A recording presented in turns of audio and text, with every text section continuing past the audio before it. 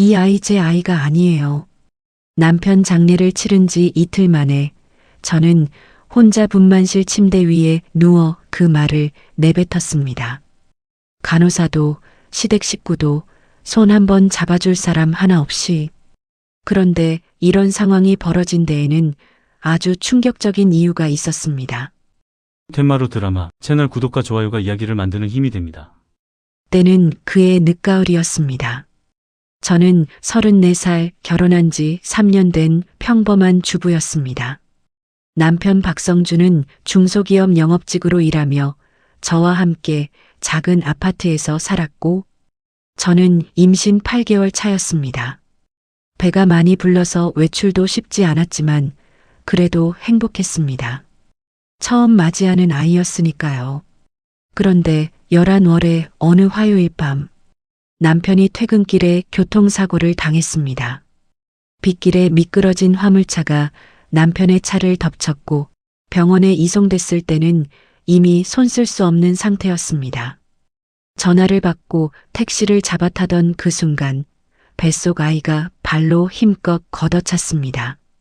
마치 아빠가 곧 없어진다는 걸 아는 것처럼 남편은 그날 밤 세상을 떠났습니다. 장례는 사흘 동안 치러졌습니다. 저는 임신복 위에 검은 상복을 걸치고 조문객을 맞았습니다. 발이 퉁퉁 부어 제대로 서 있기도 힘들었지만 쓰러질 수가 없었습니다. 아직 뱃속에 아이가 있으니까요. 그런데 장례가 끝나던 날 시어머니가 저를 부르셨습니다. 김수연 씨, 우리 성준이가 왜 갑자기 그 길을 갔는지 알아요? 당신이 뭘 부탁했다고 들었어요. 그날 밤 저는 아무 말도 못했습니다. 전현이 내 아들 잡아먹었어. 내 아들을. 시어머니의 목소리는 낮고 차가웠습니다. 하지만 그 말이 얼마나 깊이 박혔는지 조문객들이 다 듣는 자리에서 저는 고개를 숙인 채 입술을 깨물었습니다. 그날 이후 시댁은 완전히 연락을 끊었습니다. 장례가 끝나고 이틀 뒤 새벽 2시 갑자기 배가 당기기 시작했습니다. 진통이었습니다. 저는 혼자 가방을 들고 혼자 택시를 잡아타고 혼자 응급실 접수를 했습니다. 보호자란은 비워뒀습니다. 적을 사람이 없었으니까요. 분만은 6시간 만에 끝났습니다. 간호사가 아이를 제 가슴 위에 올려놓았습니다. 그 순간 저는 이상한 느낌을 받았습니다. 아이를 처음 안았을 때 드는 그 감각 뭐라고 설명하기가 참 어렵습니다. 그냥 내 아이다라는 그 느낌. 그게 없었습니다. 아이의 얼굴을 봤습니다. 남편과 닮은 구석을 찾으려 했습니다. 코, 눈, 입술. 아무것도 겹치지 않았습니다. 저 혹시 아이가 맞나요? 제 아이가 맞는지 확인할 수 있을까요? 간호사가 빙긋 웃으며 말했습니다. 산후라서 예민하신 거예요. 흔히 있는 일이에요. 아이 팔찌 번호 보세요. 산모 번호랑 같잖아요. 저는 아이의 팔목을 봤습니다. 노란 플라스틱 팔찌에 숫자가 적혀 있었습니다. 그런데 뭔가 이상했습니다. 분만실에서 채워줬던 제 팔찌 번호와 한 자리가 달랐습니다. 저는 다시 물었습니다. 이 번호, 제 번호랑 달라요. 저는 2-0-7-4인데 이 아이 팔찌는 2-0-7-9예요. 착각하신 거 아닐까요? 진통 중에 제대로 보셨겠어요? 목소리가 약간 딱딱해졌습니다. 저는 그냥 넘길 수가 없었습니다. 기록 다시 확인해 주세요. 그리고 CCTV도 좀 볼 수 있을까요? 분만실 입구 쪽으로. 간호사가 나가더니 잠시 후 수간호사가 들어왔습니다. 어머니, 기록 다 확인했고요. 문제 없습니다. 산후 우울 증상으로 가끔 이런 반응 보이세요. 쉬세요. CCTV 요청드렸는데요. 해당 구역 CCTV는 저장 오류로 이미 삭제됐습니다. 저는 그 말을 듣는 순간 머릿속이 하얘졌습니다. 삭제됐다. 저를 도와줄 사람은 아무도 없었습니다. 시댁은 이미 등을 돌렸고 친정 부모님은 일찍 돌아가셨습니다. 친구들에게 전화를 걸어봤지만 다들 당황하며 병원이 설마 그런 걸 하겠어? 라고 했습니다. 저는 병원 침대에 혼자 누워 천장을 바라봤습니다. 내 아이가 지금 어디 있는지조차 알 수 없었습니다. 그로부터 열흘 뒤였습니다. 퇴원하고 산후조리를 하던 중에 모르는 번호로 전화가 왔습니다. 김수연 씨 맞으시죠? 저 그날 분만실에 있었던 간호사예요. 목소리가 작고 떨렸습니다. 드릴 말씀이 있어요. 직접 만나도 될까요? 우리는 병원 근처 카페에서 만났습니다. 간호사는 이미 병원을 그만둔 상태였습니다. 저보다 어려 보이는 얼굴에 눈이 충혈되어 있었습니다. 그날 밤 아이가 바뀌었습니다. 제 손이 떨렸습니다. 같은 날 밤 VIP 병실에 있던 산모 쪽에서 문제가 생겼어요. 아이가 태어날 때 잠깐 산소 공급이 끊겼대요. 그 집안이 병원에 압력을 넣었고 원장이 지시를 내렸어요. 기록을 바꾸고 CCTV를 지우고 저는 그냥 지시를 따랐어요. 그게 얼마나 잘못된 일인지 알면서도 간호사는 고개를 숙였습니다. 너무 늦게 연락드렸죠.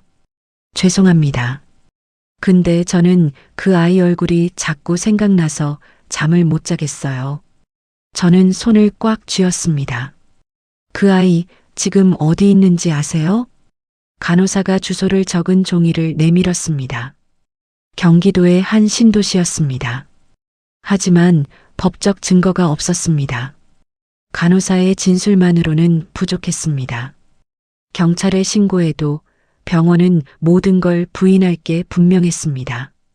저한테 필요한 건 단 하나, DNA였습니다.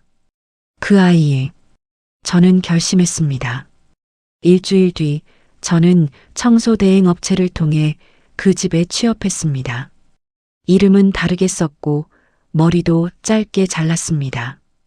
처음 그 집 문을 열고 들어간 날, 아이가 거실에서 기어다니고 있었습니다. 저도 모르게 발이 멈췄습니다.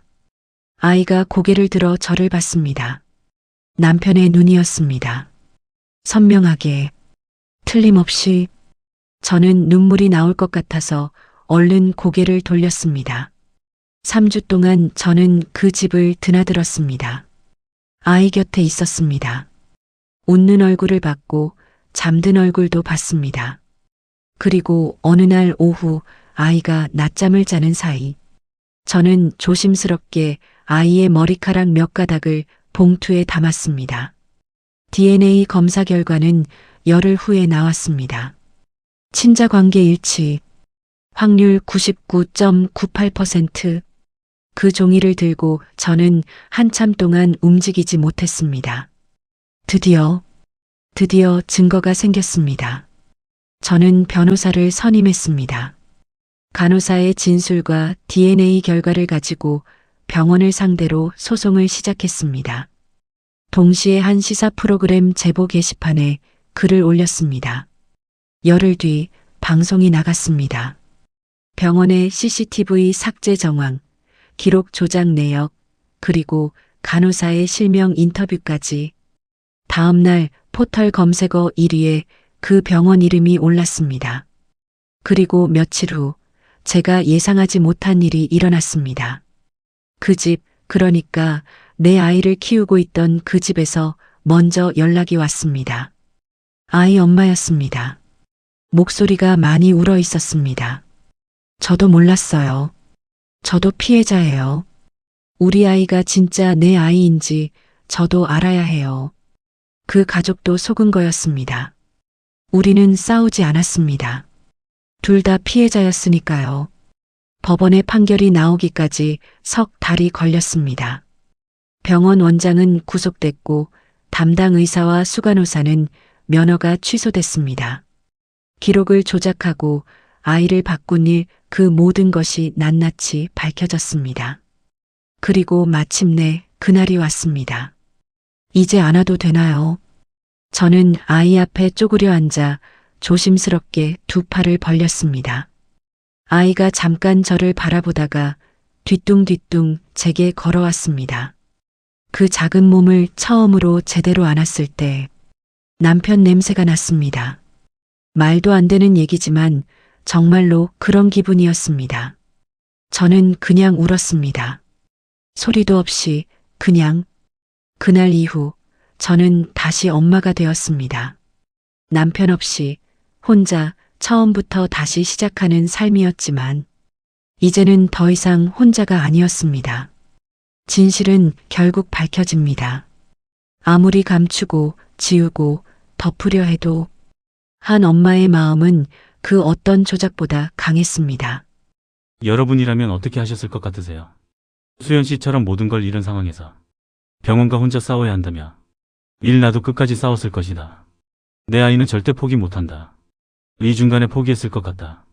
혼자는 너무 힘들었을 것 같다. 3 언론이나 SNS에 먼저 알렸을 것이다. 혼자 싸우는 것보다 공론화가 빠르다. 4 처음부터 변호사를 선임했을 것이다. 감정보다 법이 먼저다. 댓글에 번호만 남겨주셔도 됩니다. 여러분의 생각이 궁금합니다. 채널 구독과 좋아요 부탁드립니다. 구독하시면 새로운 이야기를 바로 만나보실 수 있어요. 오늘도 건강하시고 행복하세요.